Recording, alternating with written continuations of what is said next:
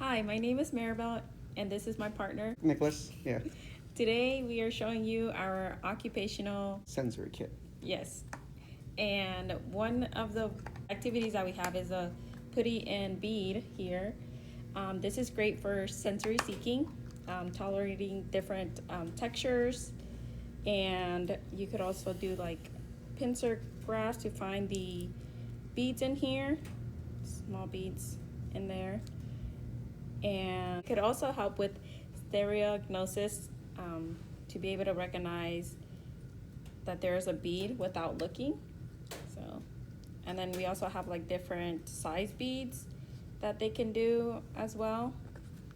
We can tell them to choose like the small beads or choose only like the bigger beads. And yeah. Okay, the next one we have is tokens and dices, and they have left and right on there, and we could like roll these, and if they get the right, they can stand on their right leg, and that could help with balance, coordination, and body awareness.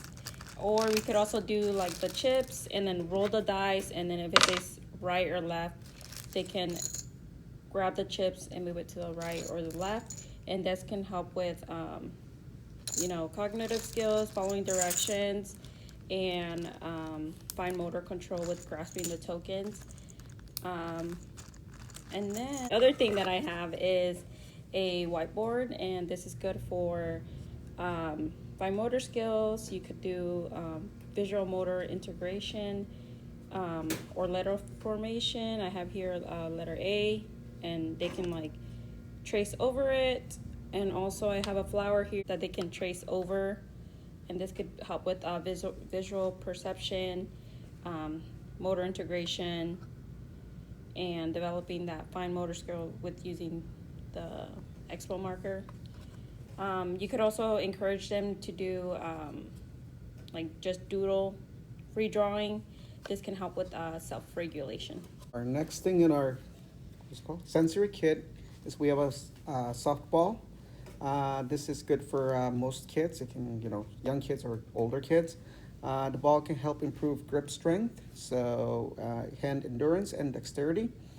It can also help with sensory input and motor coordination. So next in our sensory kit, we have a soft small ball. It's appropriate for most kids. The ball can help improve grip, hand endurance, and dexterity. It can also be used for sensory input and fine motor coordination. The ball can help provide simple and effective ways to engage the muscles in a controlled manner. It can promote bilateral coordination. You can also use it part of to develop social skills and interactions with different kids. Different ways that you can use a ball. Different ways that you can use a ball. You can play catch with it. You can roll the ball on the floor. You can kick it. Basically, there's endless way that you can use this. You can use it for imaginative play. Okay, so next we have in our sensory box will be the sensory box itself. This will promote tactile exploration.